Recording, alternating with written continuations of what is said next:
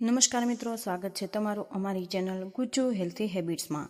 મિત્રો, આજે જે વિષય લઈને હું આવી છું એ વિષય બહુ જ ગંભીર છે, બહુ જ જરૂરી છે અને કદાચ તમારા કે તમારા ઘરના કોઈના જીવન સાથે સીધો જોડાયેલો છે। તો મિત્રો, આજકાલ ડાયાબિટીસ એ શુગરની બીમારી કોમન થઈ ગઈ છે। ઘરે ઘરે કોઈને તો કોઈને શુગર હોય જ, પણ તમને ખબર છે શુગર પોતે એટલી ખતરનાક નથી, પરંતુ શુગર સાથે થતી બેદરકારી બહુ જ ખતરનાક છે।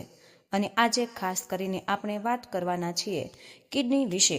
મિત્રો, કિડની શું છે?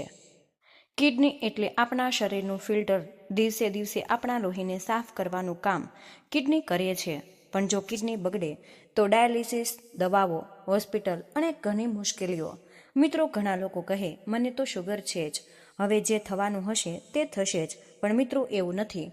મિત્રો, આજે હું તમને એવી 3 વસ્તુઓ વિશે વાત કરીશ કે જે ડાયાબિટીસ વાળા દર્દીને ભૂલથી પણ રોજિંદા જીવનમાં ખાવાની આદત ન બનાવવી જોઈએ, કારણ કે મિત્રો એ વસ્તુ ધીમે ધીમે કિડની પર ભાર મૂકે છે। તો મિત્રો, આ 3 વસ્તુઓ વિશે જાણકારી મેળવવા માટે આજનો વિડીયો અંત સુધી જોવાનું ચૂકશો નહીં, કારણ કે અંતમાં હું તમને એવા ઘરેલું ઉપાય અને સમજણ આપીશ જે તમને આજથી જ અપનાવી શકો। તો મિત્રો, ચાલો વધારે મોડું ન કરતા વિડીયોની શરૂઆત કરીએ।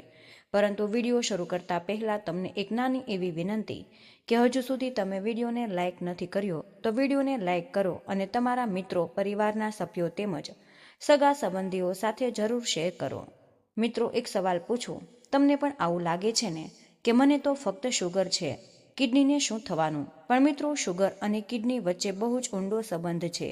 શુગર વધે એટલે લોહીમાં ખાંડ વધારે, લોહી જાડું થાય, નાની નાની નસો પર દબાણ વધે અને કિડનીમાં તો સૌથી નાની નાની નસો જ હોય। મિત્રો, શુગર લાંબા સમય સુધી કંટ્રોલમાં ન રહે તો કિડની ધીમે ધીમે કમજોર બનવા લાગે અને એમાં જો આપણે ખોરાક બેદરકારી રાખીએ તો સમસ્યા 2 ગણી વધી જાય છે। એટલે આજે જે 3 વસ્તુઓ હું કહું સામાન્ય લાગે છે, પણ કિડની માટે ખૂબ જ જોખમી સાબિત થઈ શકે। તો મિત્રો, પહેલી અને સૌથી મોટી ભૂલ કે વધારે મીઠું ખાવું। હવે તમે કહેશો મીઠું તો રોજ ખાવું જ પડે। હા મિત્રો, પણ વધારે મીઠું એ જ સમસ્યા છે। મિત્રો, વધારે મીઠું શું કરે છે? બ્લડ પ્રેશર વધારે, કિડની પર સીધો ભાર મૂકે છે, શરીરમાં પાણી રોકાઈ જાય અને સોજા આવવા મળે। મિત્રો, ડાયાબિટીસ અને વધારે મીઠું એટલે કિડની માટે ખતરાની ઘંટડી। કઈ કઈ વસ્તુઓમાં વધારે મીઠું હોય છે? તો મિત્રો, તમે ધ્યાનથી સાંભળજો। પાપડ, અથાણું, વેફર્સ, નમકીન, પેકેટવાળા નાસ્તા અને બહારનું ફાસ્ટ ફૂડ। તો મિત્રો, તમે પણ સાંજે ચા એની સાથે નમકીન ખાઓ છો અને થોડું જ છે એમ કહીને પણ રોજનું થોડું કિડની માટે ઘણું બધું વધી જાય છે। તેના ઘરેલું ઉપાયની આપણે વાત કરીએ તો મિત્રો, મીઠું તમારે ધીમે ધીમે ઓછું કરવું જોઈએ અને લીંબુ, ધાણા, આદુથી સ્વાદ વધારો। પેકેટવાળી વસ્તુઓ તમારે ટાળવી। મિત્રો, બીજી વસ્તુ સાંભળીને તમે ચોંકશો, ખાંડ તો ખાવાની જ નથી, એ તો ખબર જ, પણ મિત્રો મીઠી વસ્તુઓ, હા મિત્રો, ખાંડ સિવાય પણ તમે ઘણા રૂપે શુગર શરીરમાં જાય જ છે, જેમ કે મીઠા બિસ્કિટ, કેક અને મીઠી ચા, સોફ્ટ ડ્રિંક અને ફ્રૂટ જ્યુસ વધારે માત્રામાં। તો મિત્રો, આ બધી જ વસ્તુઓ ખાવાથી શું થાય છે? તો તમારું શુગર લેવલ ઉછળે છે અને કિડનીને વધારે કામ કરવું પડે છે અને તે ધીમે ધીમે નુકસાન કરવા લાગે છે। અને એક રસપ્રદ વાત કહું તો મિત્રો, ઘણા બધા લોકો એવું કહે છે કે હું તો ફ્રૂટ જ્યુસ જ પીઉં છું, હેલ્ધી છે, પણ મિત્રો ફળ કાહું અલગ છે અને ફળનો રસ પણ પીવો અલગ છે। રસમાં ફાઈબર નથી, શુગર સીધું જ લોહીમાં જાય છે। અને સરળ સલાહની વાત કરી લઈએ તો મિત્રો, ફળ ચાવીને ખાઓ, રસ ટાળો અને મીઠી ચા કે કોફી તમારે બંધ કરી દેવી જોઈએ।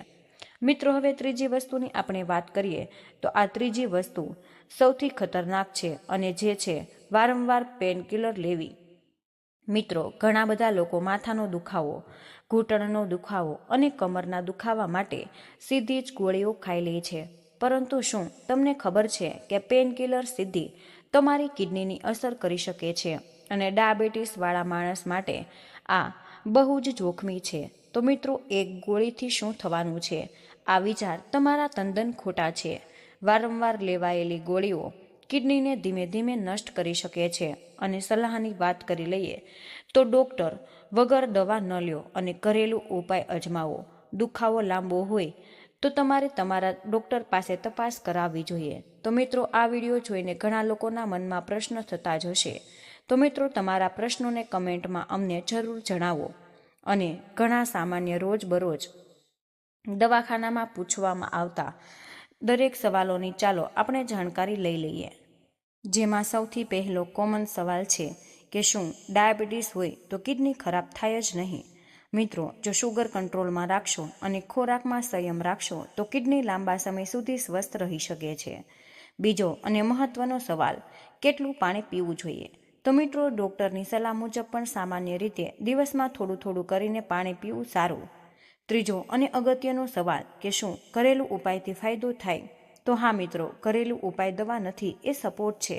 મિત્રો, આજે આપણે શીખ્યું કે વધારે મીઠી વસ્તુઓ અને પેનકિલરનો આંતરિક આ ત્રણેય ડાયાબિટીસવાળા દર્દીના કિડનીની માટે શાંતિથી નુકસાન કરે છે. તો જીવન ભગવાને આપ્યું છે, પણ તેને સાચવવાનું કામ આપણું છે. આજથી જ નાની નાની આદતો બદલો, તમારું શરીર તમને જરૂર આભાર કહેશે. તો મિત્રો, મને આશા છે કે આજનો આ વિડીયો તમને જરૂર પસંદ આવ્યો હશે અને આ વિડીયોમાંથી તમને કંઈક ને કંઈક નવું શીખવા મળ્યું હશે. તો મિત્રો, આજના વિડીયોમાં બસ આટલું જ. આજની આ માહિતી તમને કેવી લાગી અને આ વિડીયો તમે કયા શહેરમાંથી સાંભળી રહ્યા છો તે અમને કમેન્ટમાં જરૂર જણાવજો. જો વિડીયો પસંદ આવ્યો હોય તો વિડીયોને લાઇક અને તમારા મિત્રો સાથે શેર કરો.